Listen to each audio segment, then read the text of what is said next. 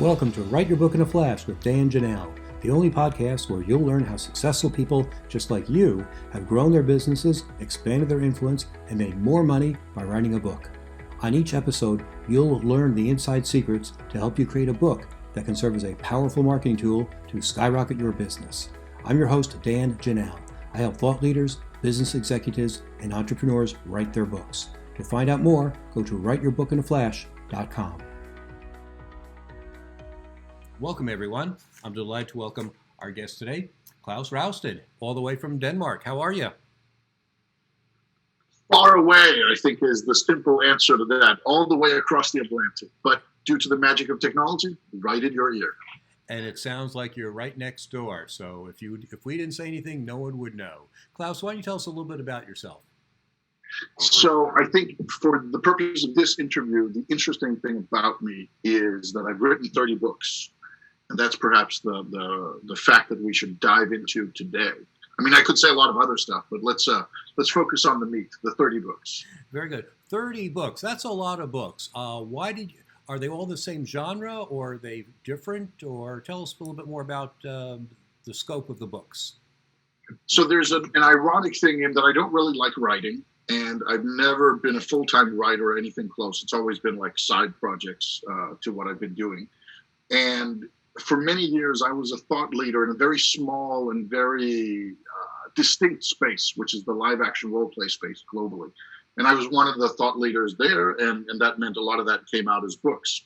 So today I write about innovation. I'm writing about a book on how to be the best in the world at anything with somebody who actually is one of the best in the world at something. So it's not just my pretentiousness. And helping other people write books, not as well as you do, but on a quick and dirty scale, I think is the way to put it. Okay. You're one of the most creative people I've ever met. You know, we belong to a mastermind group, and the things that you produce are just absolutely amazing. I'm curious, you say you don't like to write, but yet you've written 30 books. Is that at odds with each other? Is it tough to write if you don't like to write? Or what goes through your mind when you do that? There's some irony in it, and I think one of the advantages of me not really liking to write is that I try to do it fast and efficient. It's like lazy people who exercise a lot because they realize it's a lot more work not exercising than getting it done.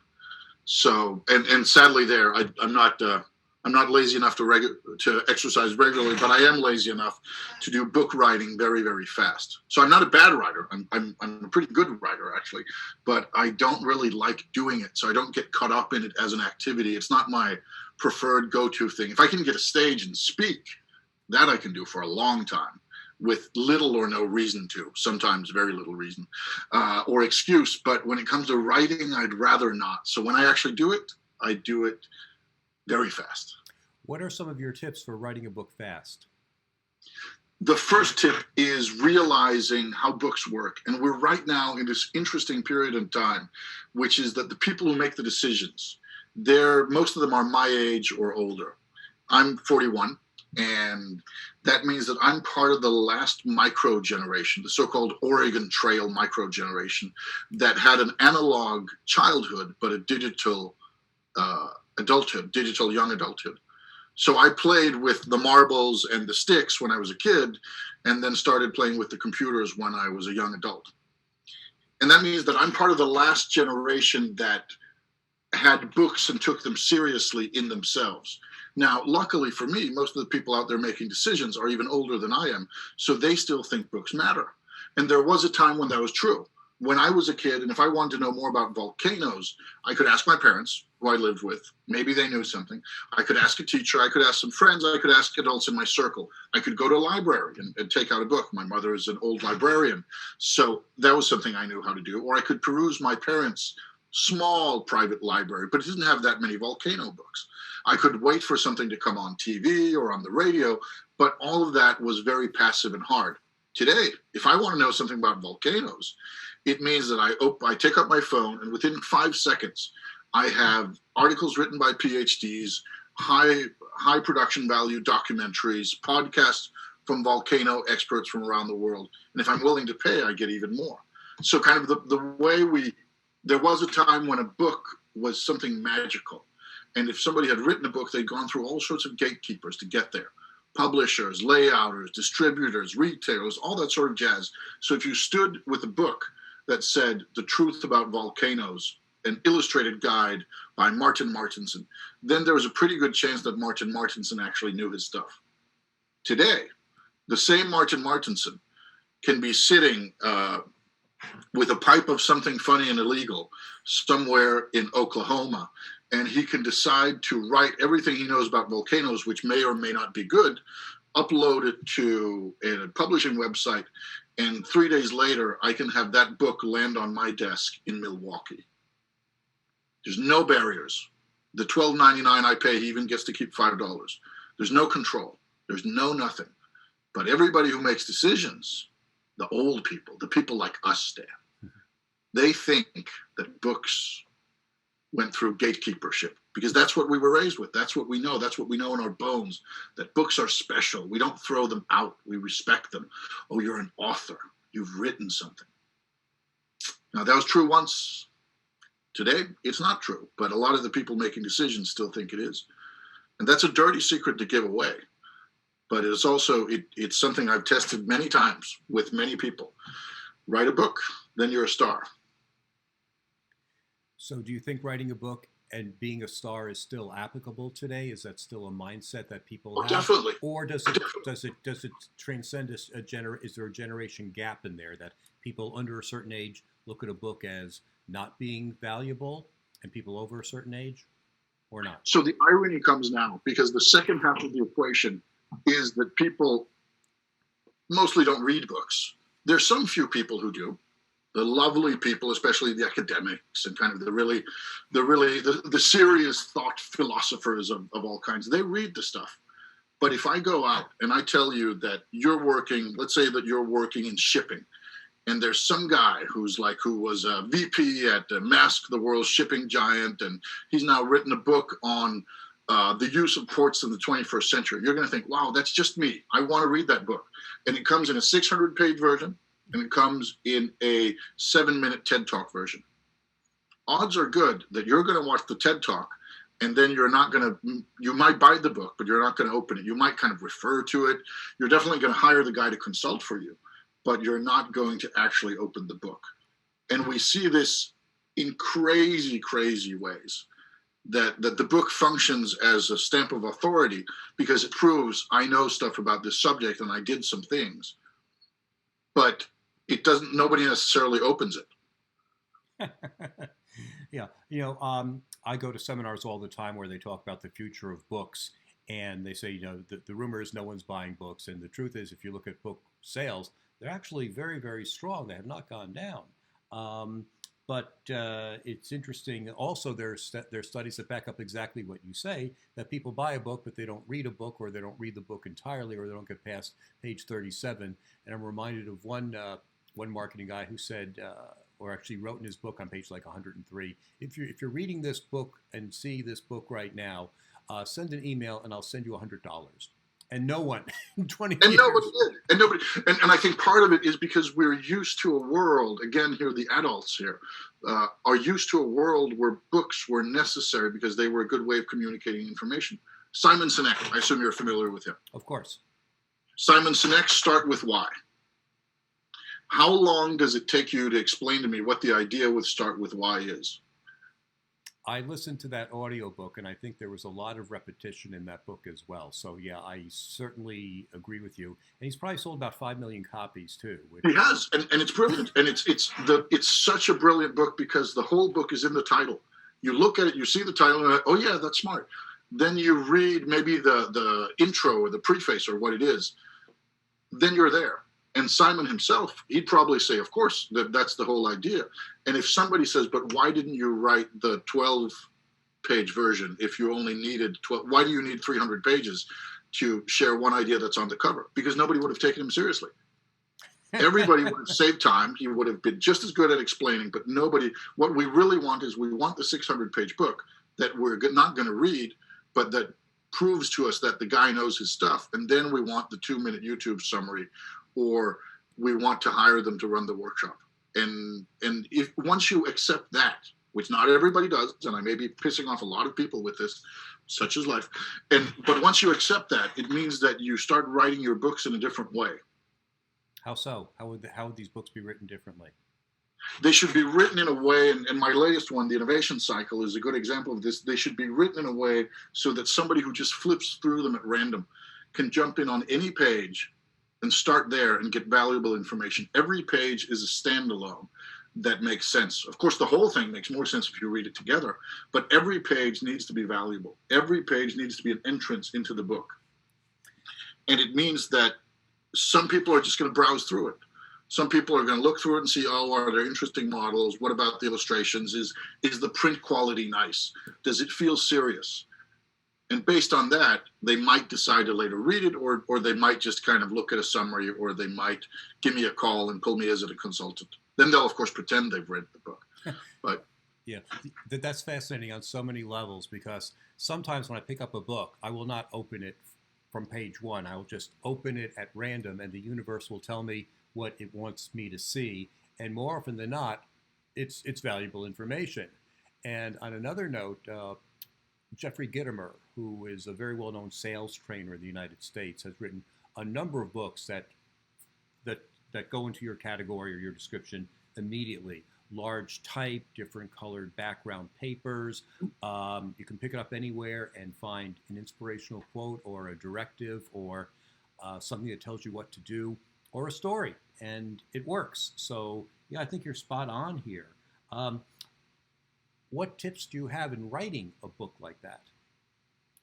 My first tip is that you should write a book and accept that nobody's going to read it. And that means that it should be readable. Don't get me wrong. And for those of you listening who think, oh, he probably just writes shit books. No. The last book got very, very good reviews. And that was written with this and on a new subject, that sort of thing. So it's not that I just write crap, but it's that I write things expecting that very few people are going to read them. And that, of course, means that it needs to be fast to read. It needs to be very readable. It needs to kind of flow quickly. And it needs to be something that people can take in chunks. For example, if they open it on a weird page, or just if they kind of read a little here, a little there, a little there. Because if you're writing something where a chapter is 26 pages, and you need to do it like basically in one sitting to get anything out of it, that's going to scare off a lot of people, and they're going to lose momentum, and then they don't pick it up again. Our chapters in this book are 6 pages, and that includes quotes and guides on what to do and illustrations. So as one guy who read the book, a CEO I know, said, it's great. I can read while I'm kind of, I think he said something about taking a break. I really think he meant if he goes to the toilet, he can read a chapter or two. I'm sure that's what he meant. And if people can consume your information in any way that they want, then it's a good thing. It's a good thing. Who are we to criticize? I always tell my clients that people want to be able to pick up a book and start to read it when they get on a plane in New York and finish it by the time they land in Los Angeles. You're probably saying they get on a plane and finish it in Washington, which is only maybe an hour or 45 minutes, so even less. Exactly. I think if you read the last book I did from cover to cover, I think it's somewhere between 1 and 1.5 hours, depending on your reading speed. Yeah, and that's not a bad thing.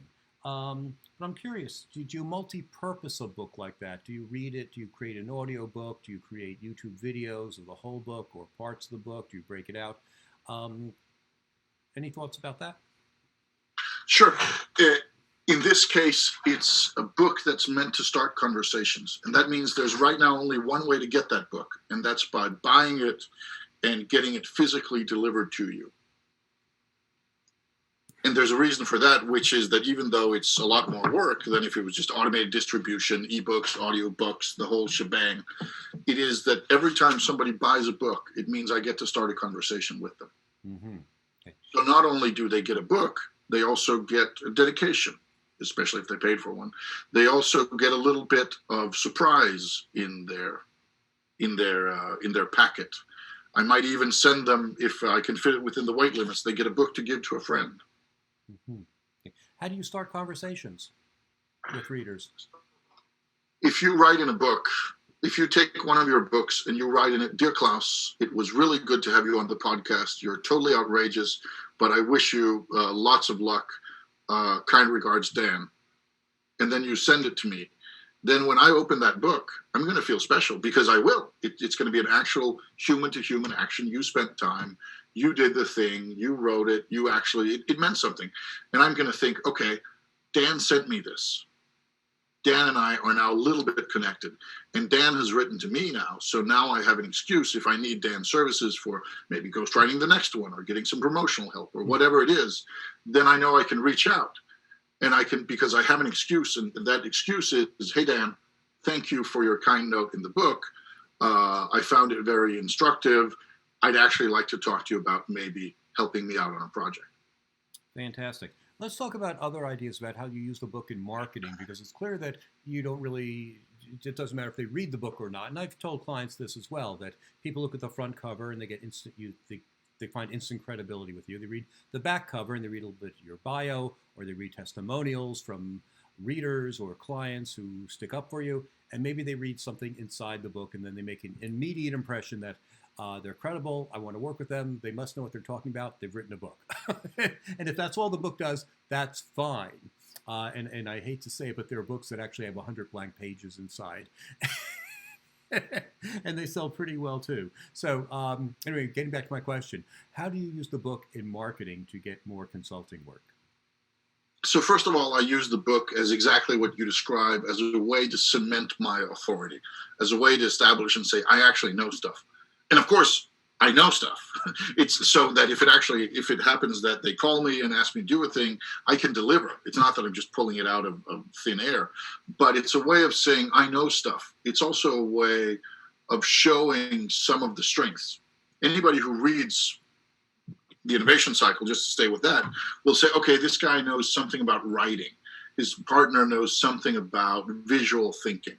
They know something about kind of systemic thinking, about frameworks, about creating these structures.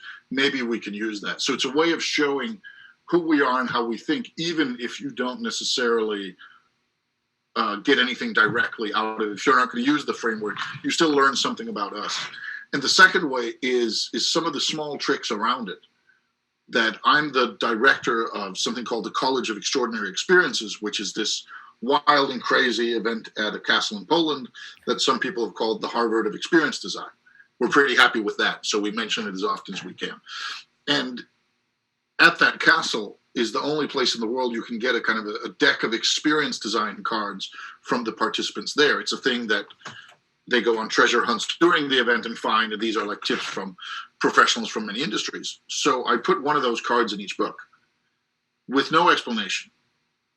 And if you've gotten a book and a card falls out of it and it has some interesting tip and a website, chances of you going to that website, they're not 100, but they're not 0 either. Mm-hmm. Especially if the thing you're getting is not like, here is marketing material, but it has value in itself. Even if you never go to the website, it has value in itself. And the best thing I think I can do is inspire other people to steal and copy ideas. Somebody gets one of my books and says, oh, I should do this thing. Then I'm happy. Or if somebody said, oh, I like how they chose a hardcover format, even though it's more expensive, even though the shipping is more, even though it weighs more, but because it feels better. Great. This has been a fascinating conversation. Klaus, tell us, who is your ideal client and how can they get in touch with you? My ideal client, since one of my specialties is storytelling, is a big company because then they have some money. The small companies are just as great to work with. They just don't have the money to pay my outrageous fees. So a big company that realizes it is in trouble, but still has the maneuver room to do something about it.